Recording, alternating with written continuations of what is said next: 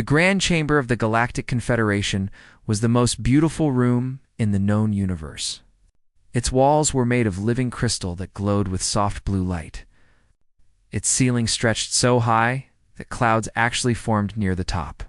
12 massive thrones circled the center platform, each one designed for a different alien species. Each throne had been occupied for thousands of years by the most powerful beings in the galaxy, Ambassador. Elena Vasquez stood alone on the center platform. She was a small woman with dark hair and calm brown eyes. Her simple blue uniform looked plain compared to the gold and silver robes worn by the alien council members around her. But she stood straight and proud, holding a small tablet that contained humanity's formal petition for membership. 50 years. That was how long Earth had waited for this moment. 50 years of following every rule. 50 years of proving themselves. 50 years of being told they were not ready, not advanced enough, not worthy of joining the galactic community as equals. Elena had spent her entire adult life working toward this day. She had learned 7 alien languages. She had studied the history and customs of every council species. She had negotiated trade deals, resolved conflicts, and represented humanity with dignity even when aliens treated her like a child. Today, all of that work would finally pay off, or so she believed. The Velthari High Speaker rose from her throne. She was tall and thin, with skin that looked like purple glass. Light moved inside her body like slow lightning. The Velthari were the oldest species on the council. They'd been traveling between stars when humans still lived in caves. "We have reviewed humanity's petition," the High Speaker said.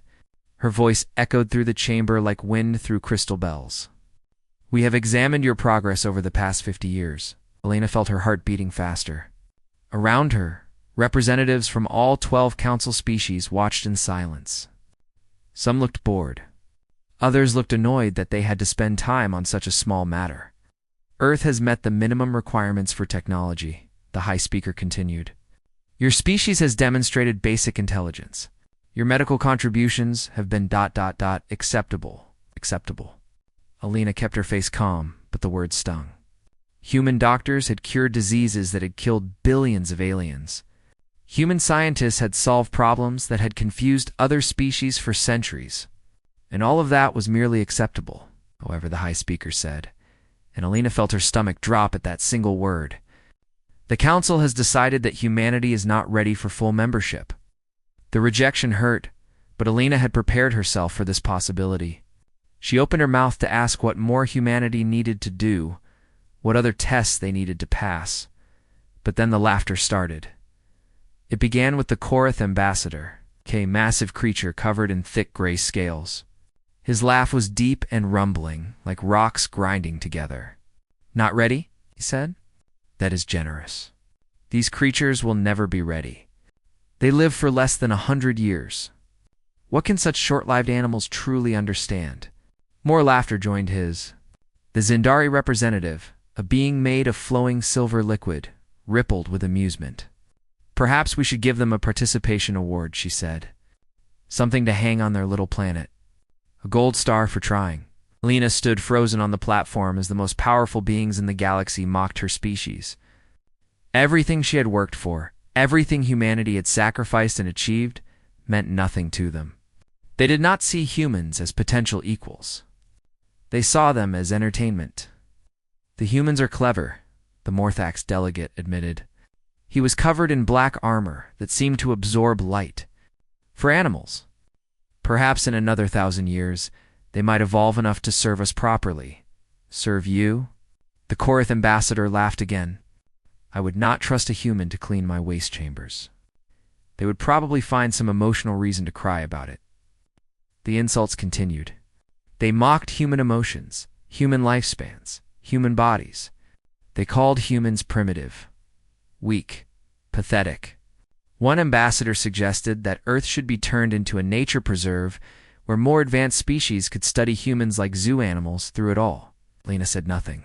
Her face remained perfectly calm, but beneath her sleeve her fingers moved slowly toward a small device wrapped around her wrist. It looked like a simple bracelet. It was anything but simple. Finally, the High Speaker raised her crystalline hand for silence. "Ambassador Vasquez," she said, almost kindly, as if speaking to a small child. "You may return to your planet. Tell your people to be patient. Perhaps in another 50 years you will be ready to try again." Alina looked up at the ancient being. For a long moment, their eyes met. The High Speaker expected to see defeat, sadness, perhaps tears. Instead, she saw something that made her pause. Something cold and patient in the human's eyes. "Thank you for your decision," Alina said quietly. Her finger pressed the button on her bracelet. A signal, invisible and faster than light. Shot out from Nexus Prime, it crossed 17 star systems in the time it took Alina to draw her next breath. 3 miles beneath the Swiss Alps on Earth, Admiral Marcus Chen stood in a room filled with screens and people. Military officers from every nation sat at their stations. Intelligence operatives monitored communications from across the galaxy. Cyber warfare specialists waited at their keyboards. A single light on Chen's console turned red. The Admiral was an older man with gray hair and steady hands. He had commanded soldiers, led fleets, and fought in 3 wars. But nothing he had ever done mattered as much as what he was about to do now. He turned to face his assembled staff. The room was completely silent. Everyone knew what that red light meant. "They made their choice," Admiral Chen said. His voice was quiet but clear. "Execute protocol, Prometheus." Around the room, officers began typing commands. Secure channels opened across the galaxy. Sleeping agents received activation codes. Systems that had been hidden for 50 years began to wake up. No one in that room celebrated. No one smiled. They had all hoped in some small part of their hearts that this day would never come. They had hoped the Council would surprise them, would see past their prejudice, would accept humanity as equals. But they had also prepared for the truth. For 50 years, while aliens laughed at human diplomats and dismissed human scientists, humanity had been building something in secret. They had studied every Council species. They had mapped every weakness. They had placed operatives in every corner of the galaxy, not to destroy, not to conquer, but to reveal. Because humanity had learned something important during their 50 years of observation. The Great Galactic Confederation, with its ancient wisdom and powerful alliances, was built entirely on lies. Every treaty, every alliance, every friendship between the Council species was held together by secrets and deception. And secrets, as humans knew better than anyone, were the most fragile things in the universe. On Nexus Prime, Alina watched the Council members return to their conversations, already forgetting about the unimportant humans they had just rejected. They had no idea what was coming. Tomorrow, they would learn that humans were not clever animals. They were the most patient predators the galaxy had ever seen. And tonight, the hunt would finally begin. Commander Yuki Tanaka had lived among the Korath for 15 years. She spoke their language like a native. She ate their food. She wore their clothes. She had even learned to laugh at their cruel jokes about other species. The Korath believed she was a simple cultural liaison, friendly human who helped smooth over minor diplomatic issues. They liked her. She was quiet, respectful, and never caused trouble. Sometimes they even forgot she was human at all. That was exactly what she wanted tonight. Yuki sat alone in her small apartment on the Korath homeworld. The room was dark except for the glow of a hidden computer screen. On that screen was a message containing only 2 words, Prometheus active. She closed her eyes for a moment and took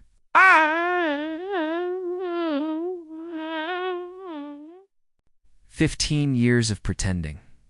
15 years of smiling while they insulted her species. 15 years of watching and waiting and gathering secrets. It was finally over. YUK opened a secure channel and sent a single command to 47 human operatives scattered across Korath space. Each of them had a job. Each of them had been waiting for this night. Within minutes, her operatives began accessing systems that the Korath thought were completely secure. Military communication arrays, government databases, secret files that had been hidden for centuries, why UKI was not stealing weapons or battle plans. She was collecting something far more dangerous. She was collecting the truth about what the Korath had done to their so-called allies on the other side of the galaxy. Dr. Samuel Okonkwo stood in a hospital on the Velthari homeworld. The hospital was beautiful, with walls of living crystal and floors that hummed with gentle healing energy. Samuel had worked here for 20 years. He had saved millions of lives. The Velthari loved him. They called him the Miracle Doctor. 10 years ago, when a terrible plague threatened to kill half their population, Samuel had worked day and night to find a cure. He had succeeded when their own scientists had failed. What the Velthari did not know was that Samuel had done more than cure their plague. While he rebuilt their medical systems, he had added something extra. Small pieces of code, hidden so deeply that no one would ever find them. Code that did nothing harmful. Code that simply waited tonight. That code woke up. Samuel walked through the quiet hospital corridors until he reached his private office. He locked the door behind him and sat down at his computer. His fingers trembled slightly as he typed the activation sequence. He was not going to hurt anyone. He would never do that. He was a healer, and he would remain a healer until his last breath. But he was also going to expose the truth. The hidden code began pulling files from deep within the Velthari government networks, financial records, trade agreements, secret communications between Velthari leaders and other council species. Samuel had suspected for years that something was wrong with the galactic economy. Smaller species never seemed to advance, no matter how hard they worked. Young civilizations stayed poor, while older species grew richer. Now he had proof of why.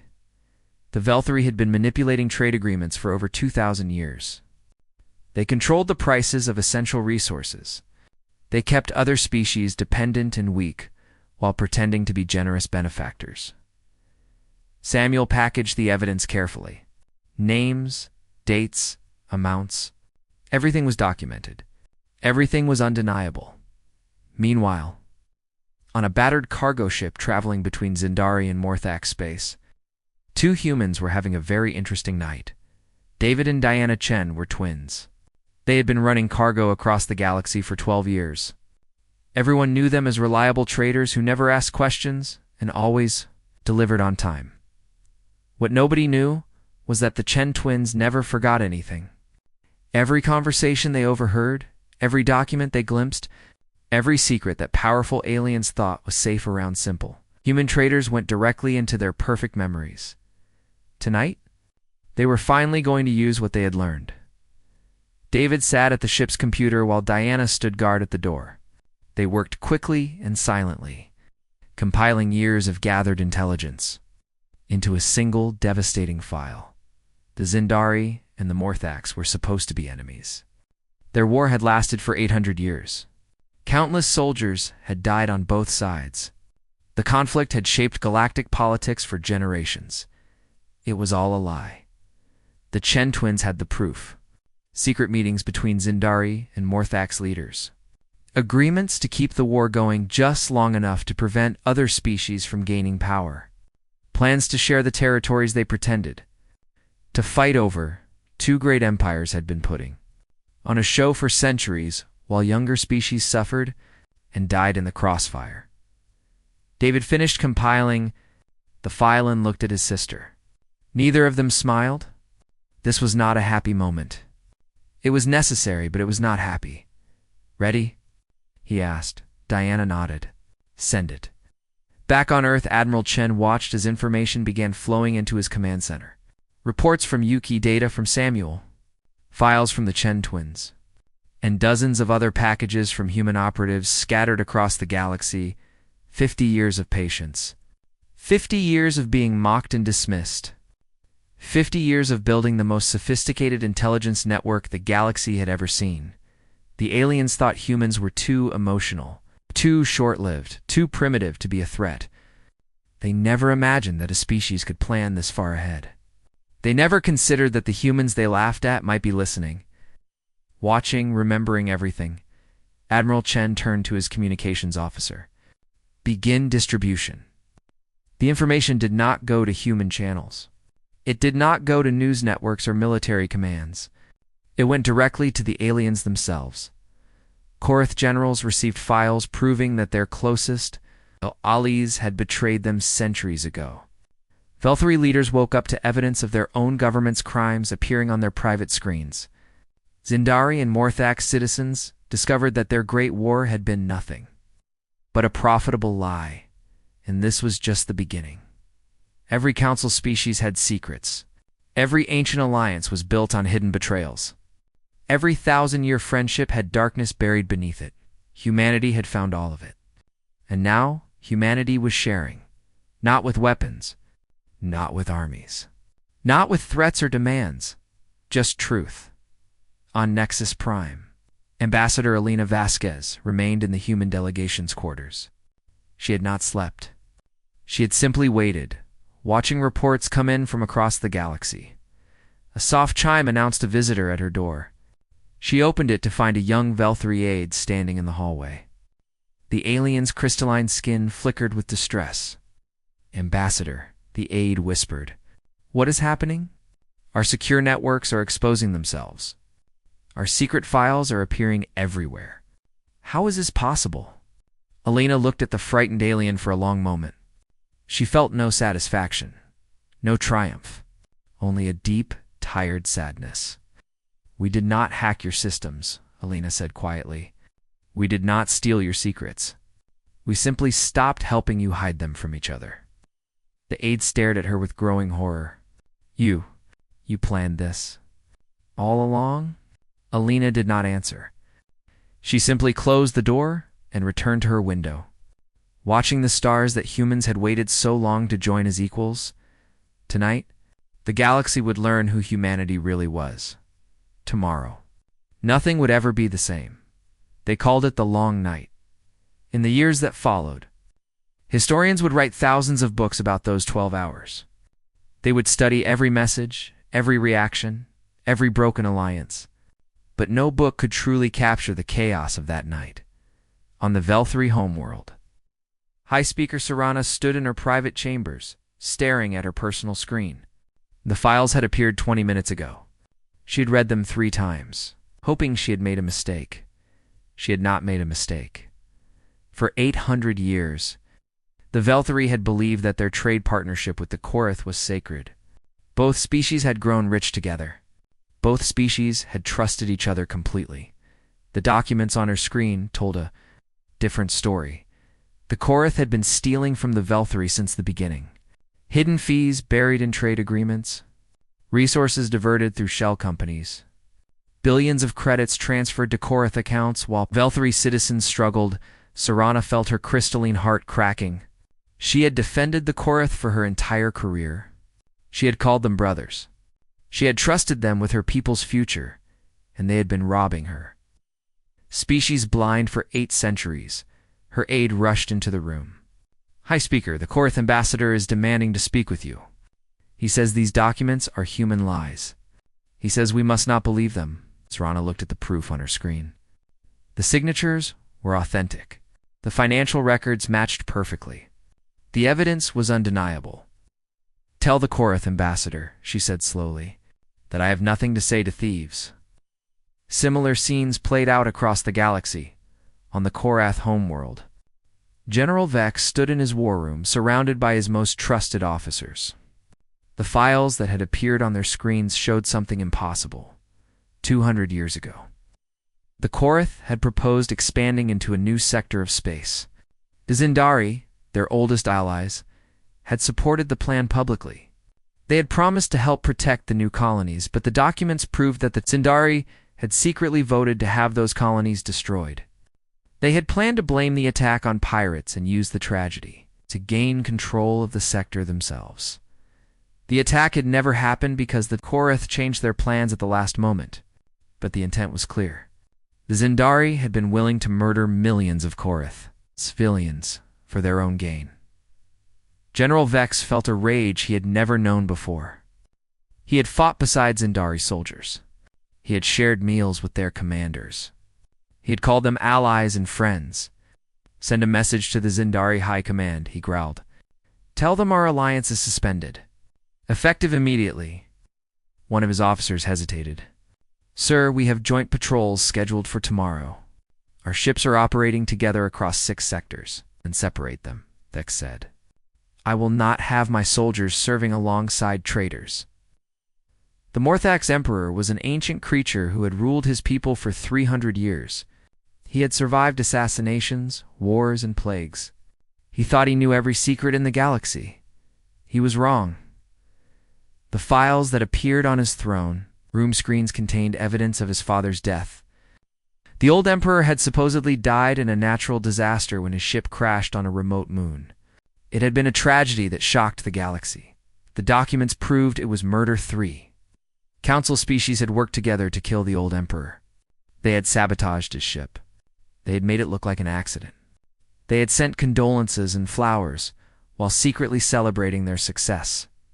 The current emperor read the names of the species involved: the Velthari, the Zindari, the Thesari. All of them had representatives currently visiting his palace. He pressed a button on his throne. Guards, arrest the Velthari and Zindari delegations immediately. The charge is murder of the imperial bloodline. Throughout the night, the dominoes continued to fall. The Thesari, a younger species who had only joined the Confederation 2 centuries ago, discovered that their petition for membership had originally been denied. The older species had voted to keep them out permanently, but then the Zindari had changed their vote in exchange for favorable mining rights on the Zari worlds. The Thesari had been allowed to join the Confederation not because they deserved it, but because they had been sold like property, the Rithani. Small beings known for their peaceful nature learned that their home sector had been deliberately kept poor. The Council had suppressed their technological development to prevent them from becoming a threat. Millions of Rithani had lived in poverty for generations because more powerful species had decided they should stay weak. On Nexus Prime, the Council's Grand Chamber became a battlefield of words. Ambassadors shouted at each other across the ancient room. Accusations flew in a dozen languages. Alliances that had stood for millennia crumbled in minutes. The Velthari accused the Korath of theft. The Korath accused the Zindari of betrayal. The Morthax demanded justice for their murdered emperor. Smaller species demanded answers for centuries of manipulation. No one knew who to trust anymore in the midst of the chaos. A young Visari aide made his way through the screaming crowd. He walked with purpose, ignoring the shouts and threats around him. He had a destination in mind. He found Ambassador Alina Vasquez standing quietly by a window, watching the chaos unfold. She looked tired, but calm. Ambassador, the Thesari said. His voice shook slightly. I need to understand. Why did you do this? Why destroy everything? Alina turned to look at him. Her brown eyes were sad but steady. We did not destroy anything, she said. We only removed the lies. Everything you see falling apart tonight was already broken. The Council species just did not know it. The Thesari thought about this. He remembered learning about his species' history, how grateful they had been to join the Great Confederation. Oh, he knew that gratitude had been built on a lie. What happens now? He asked. Alina looked back out the window at the beautiful city of Nexus Prime. Emergency vehicles were rushing through the streets. Diplomatic ships were launching into orbit as ambassadors fled back to their homeworlds. Civilization that had stood for 10,000 years was coming apart. That depends on you, she said. On all of you. You can blame humanity for showing you the truth, can try to rebuild the old lies.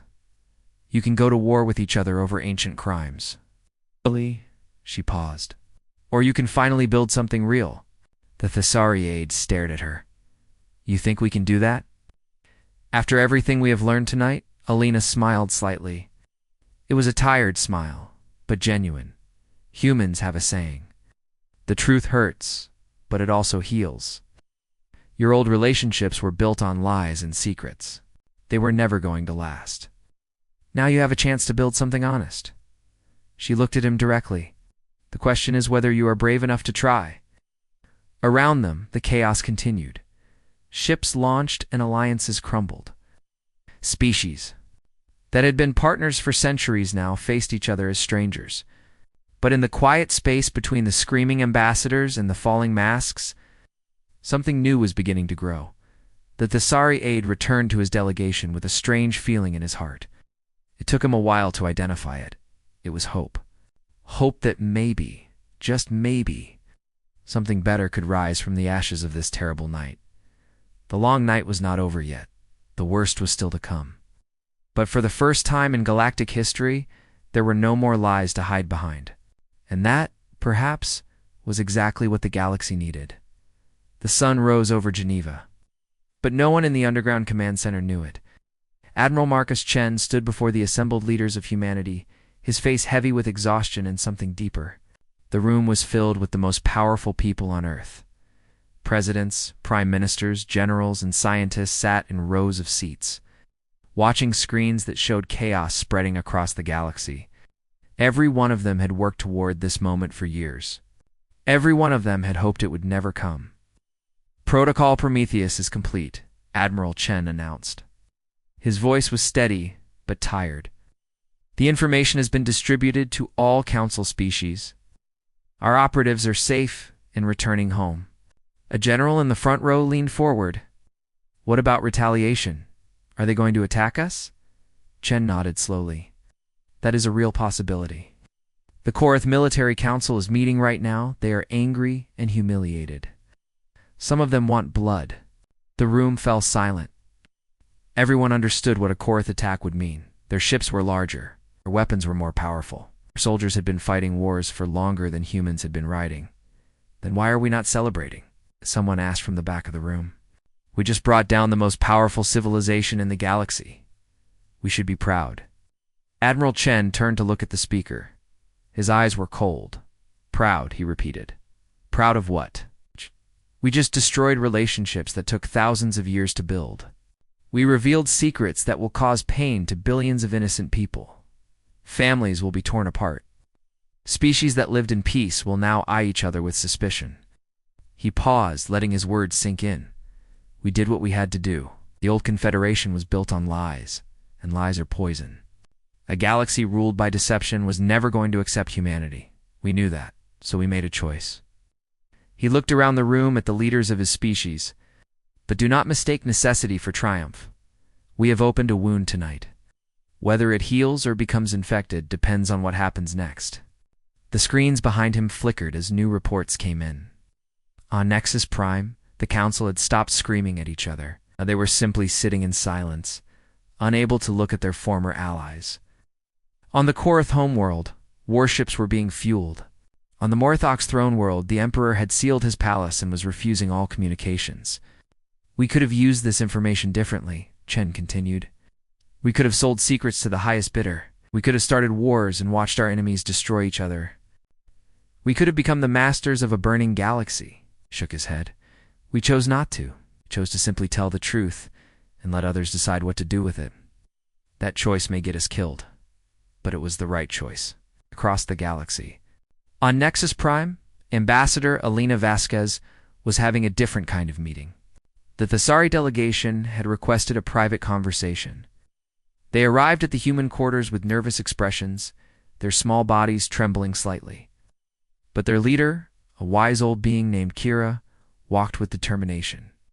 We have been talking, Kira said. The younger species, the ones who were never truly part of the Council's inner circle.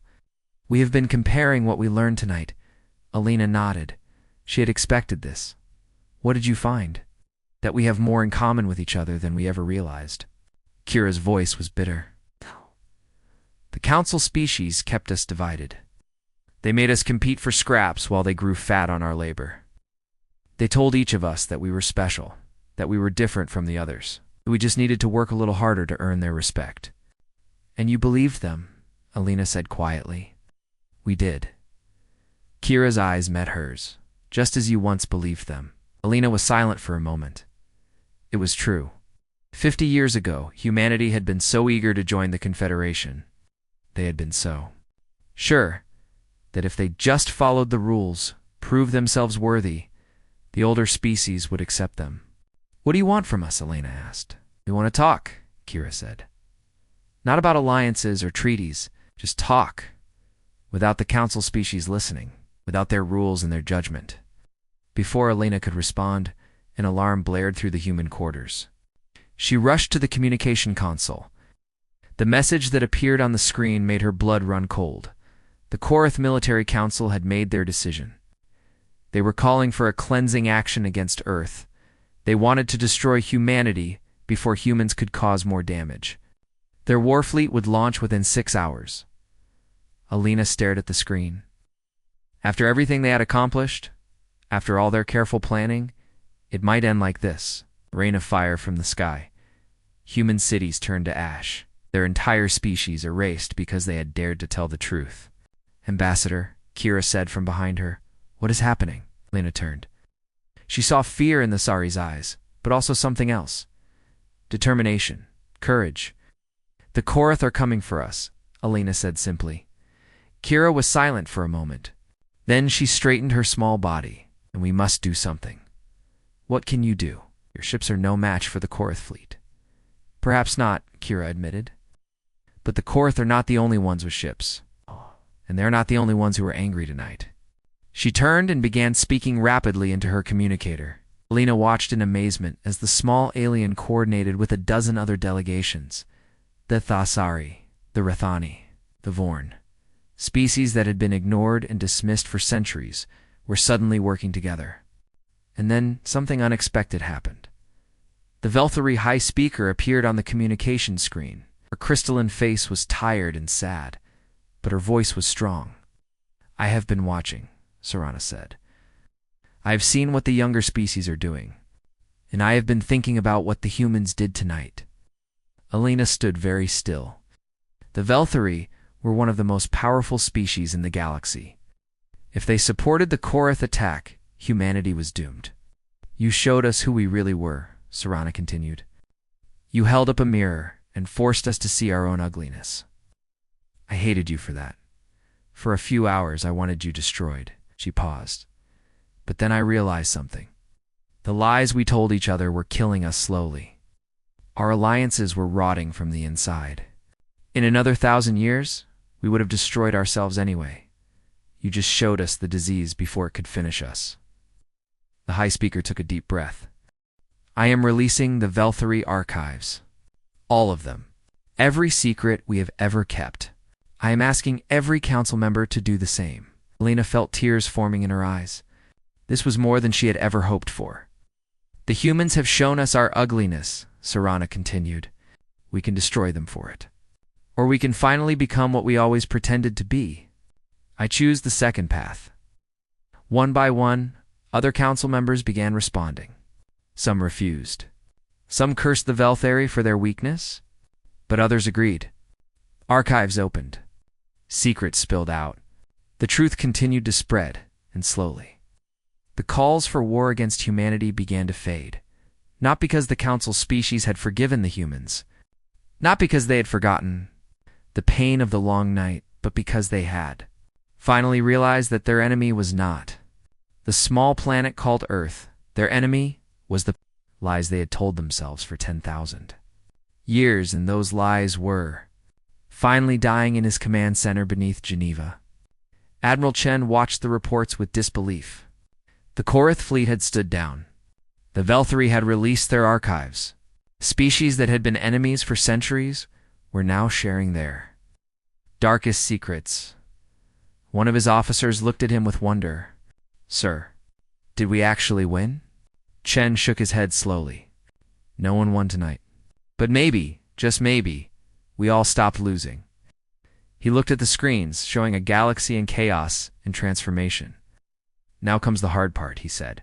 "Building something better." 1 year had passed since the long night. The galaxy was different now. Not healed, but healing.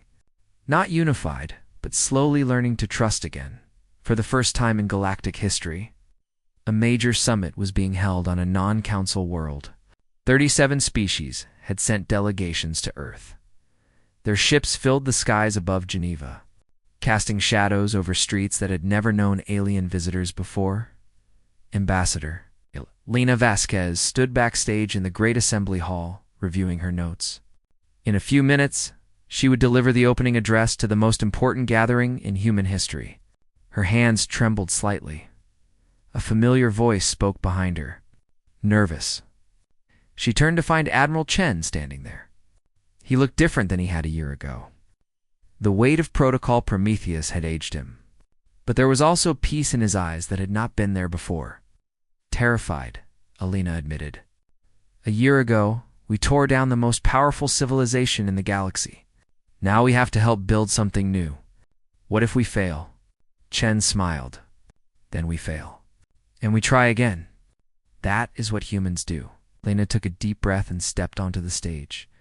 The assembly hall was enormous, built specifically for this summit. Thousands of delegates filled the seats. Some were massive creatures that barely fit in their chairs. Others were small beings that needed platforms to see the stage. Some were made of crystal, others of metal, others of flesh and blood. A year ago, most of these species had never spoken to each other. Some had been enemies for centuries. Now they sat together, united by nothing except a shared desire to build something better than what they had lost. Alina approached the podium. The room fell silent. 1 year ago, she began, this council told us we were not ready. They said we were too young, too emotional, too primitive to join the great civilizations of the galaxy. She paused, looking out at the assembled delegates. Many of them had been in the chamber when she was mocked. She recognized the Korath general who had called humans animals. She saw the Zindari representative who had suggested they deserved participation awards. Perhaps they were right, Elena continued.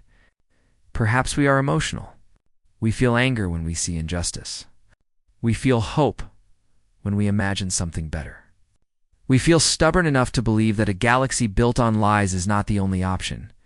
The room was completely silent. Even the translators had stopped whispering. We did not destroy your alliances. We did not break your treaties. We simply stopped helping you hide from yourselves. The foundations were already rotten. We just showed you the cracks. She looked at the Velthari High Speaker who sat in the front row. Sarana had aged visibly over the past year. Leading her species through the crisis had taken everything from her. But she met Elena's eyes with respect. We are not here to apologize, Elena said. And we are not here to accept your apology. We are here because the old way failed. The Galactic Confederation lasted for 10,000 years, but it was dying. You all felt it, even if you did not want to admit it. She gestured to the delegates around the room. Look at who is here today. Not just the 12 council species, 37 civilizations, many of whom were never given a voice in the old order. The Thessari, the Rithani, the Vorn, species who were told to wait their turn, to be patient, to earn respect that was never going to come. In the back of the room, Kira, the Thessari leader, stood a little taller. The new framework we are building here will not be perfect, Elena admitted. It will not solve all our problems. There will still be conflicts, still be misunderstandings, still be species who refuse to participate. She paused, choosing her next words carefully. But it will be honest. We are writing rules that require transparency. We are creating systems where every species has a voice, not just the oldest or most powerful. We are building something that does not depend on secrets and lies to survive. She looked directly at the Korath general. His scales shifted uncomfortably under her gaze. This will be harder than the old way. It is easy to build alliances on lies. Everyone can pretend to be friends while secretly plotting against each other. The truth is messier. The truth requires actually trusting each other, actually working together, actually treating every species as equal. Alina stepped back from the podium. Humanity did not ask to be included in the old Confederation. We wanted it, but we did not ask. We tried to earn our place by following rules that were designed to keep us out. She smiled slightly. We are not asking anymore. We are building something new, and we are inviting you to build it with us. Not as servants or students or clever animals. As equals, as partners. The room was still silent. Then, slowly, the Velthari High Speaker rose from her seat. 1 year ago I called humans many things, Sarana said. Her voice carried across the hall. I called them primitive, emotional, naive. I laughed when they asked to join us. She walked toward the stage, her crystalline body catching the light. I was wrong. They are exactly what this galaxy needed. Beings naive enough to believe the truth matters, stubborn enough to prove it, brave enough to tear down a rotten structure rather than watch it crush everyone inside. She reached the stage and stood beside Alina. I do not know if this new alliance will succeed. I do not know if we can overcome centuries of suspicion and betrayal. But I know that for the first time we are trying to build something real instead of just pretending. One by one, other delegates began to stand. The Thasari rose first, their small bodies proud. Then the Rathani, the Vorn, the Morthax. Even some of the Korath delegates stood, though their general remained seated, his face unreadable. Not everyone joined them.